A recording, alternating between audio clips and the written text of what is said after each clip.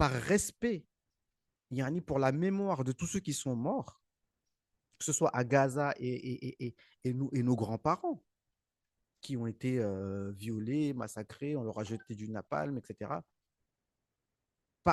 Moi, je pense que le minimum qu'on puisse faire pour honorer leur mémoire, c'est de comprendre ce qui se passe et comme ça, au moins, tu agis en conséquence. Mais si en plus, tous ces gens-là sont morts, mais malgré tout ça, on n'a toujours pas compris où est-ce qu'on met les pieds, ah ben là, je trouve que c'est vraiment dommage. Après, tu auras beau aller donner ton argent au Hamas, le Hamas, bref. Donner ton argent, tu sais même pas à qui tu donnes ton argent. Bref, tu auras beau faire des posts, tu auras beau vociférer, mais si déjà tu n'as pas compris, je suis désolé. D'accord. Donc prenez pas mal ce que je dis comment je vois les choses. On peut toujours discuter, mais voilà. Et donc, qu'est-ce que je voulais dire? Gaza, c'est du présent. D'accord. Les élites françaises aujourd'hui sont pas seulement silencieuses, sont complices et actrices de ce qui se passe à Gaza. Donc on va les remercier pourquoi en fait. Et depuis qu'on est né, cette situation elle est la même.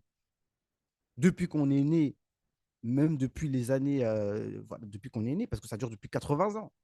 La situation qu'il y a à Gaza, ça dure depuis 80 ans. Donc la France que nous, on veut remercier, c'est c'est la France qui a toujours œuvré à la colonisation de la Palestine. Toujours. Malgré que De Gaulle était contre, mais ça se faisait quand même. De Gaulle, il a été chassé du pouvoir par des gens comme Cohn-Bendit. Ces gens-là, ils sont là depuis. BHL, ils sont là depuis. Attali, ils sont là depuis. Donc, à un moment donné, il faut comprendre. Donc, écoutez Soral, écoutez Youssouf Hindi, écoutez aussi Dieudonné, parce que pour moi, ce sont des genres de personnes, et tous ceux qui sont sur la même ligne, d'accord. Tous les gens de Égalité et Réconciliation, et plein d'autres qui sont sur cette même ligne.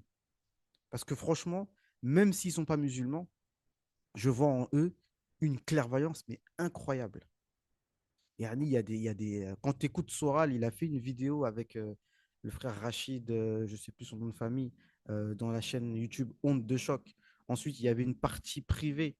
Je vous la conseille, franchement. J'ai payé 7 euros pour avoir un bonus, en fait, une partie non publiée de l'interview dans laquelle Soral il parle comment lutter contre la dépression. Comment lutter contre la dépression. Parce que quand tu essayes de lutter et d'essayer de défendre une idée, des fois, il a dit des paroles incroyables et des paroles qui sont tout à fait conformes avec le tasawwuf bien compris. C'est incroyable. En fait, en gros, il disait que il faut un mix entre, alors je ne sais plus comment il l'a dit, hein, entre le scientifique pur et le littéraire et le spirituel. Les deux. C'est ça qui, c'est ça qui le, le, le, le duo gagnant.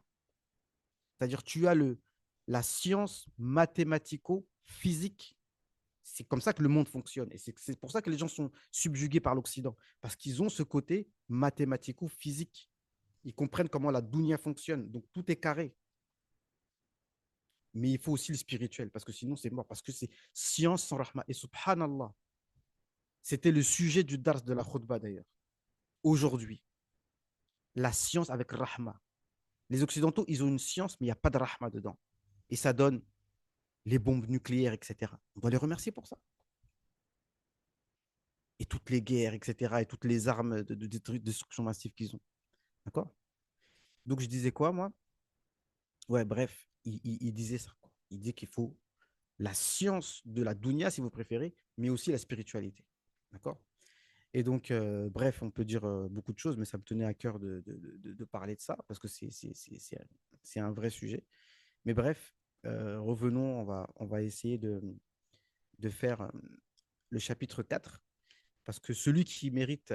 Alors, il y a aussi autre chose que je voulais dire aussi.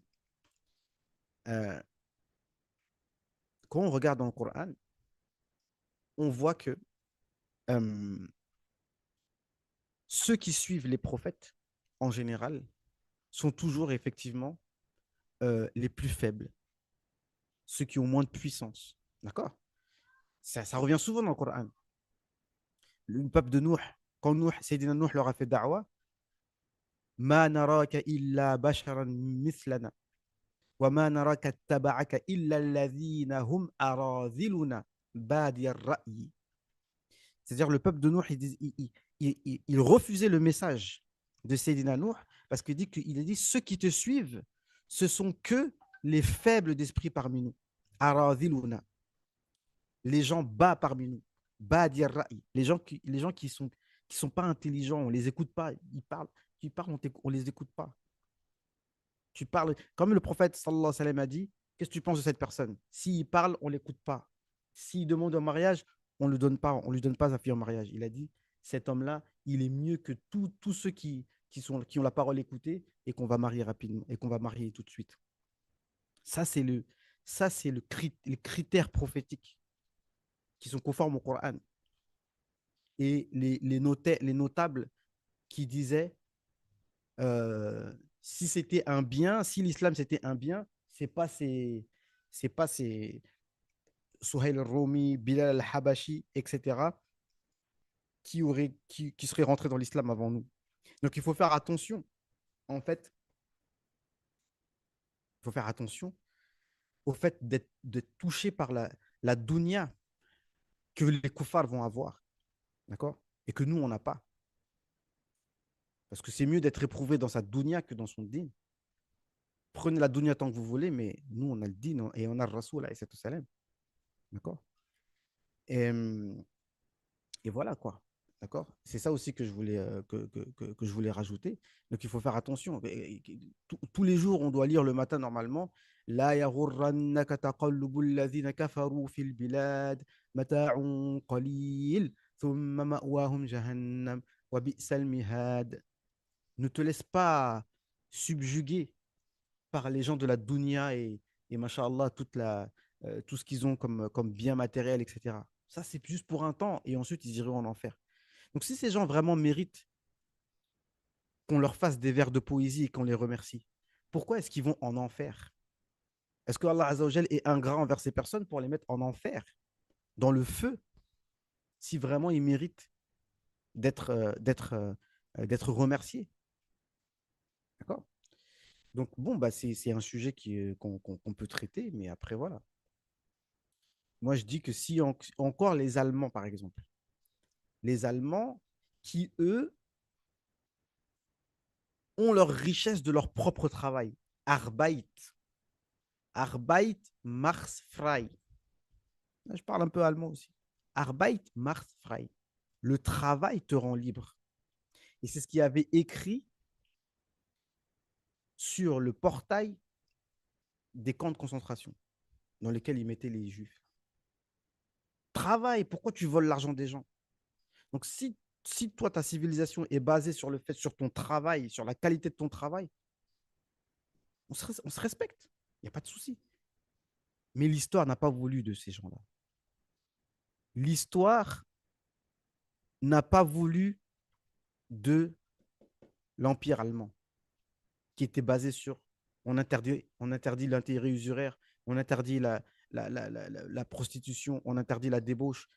Il y avait un système économique dans les années 30 qui était un exemple pour toute l'Europe.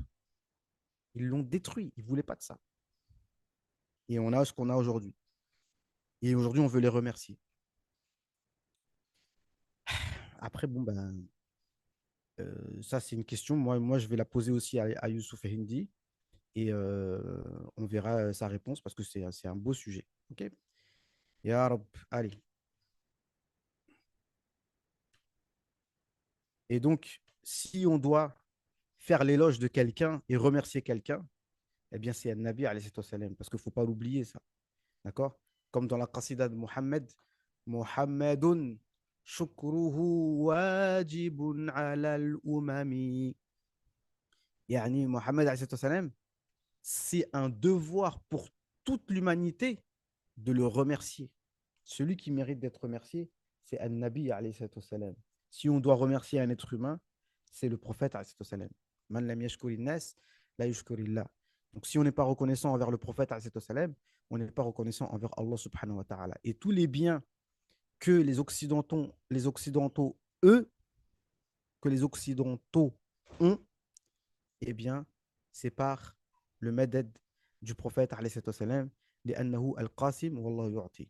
Il est celui qui partage et celui qui donne, c'est Allah subhanahu wa ta'ala.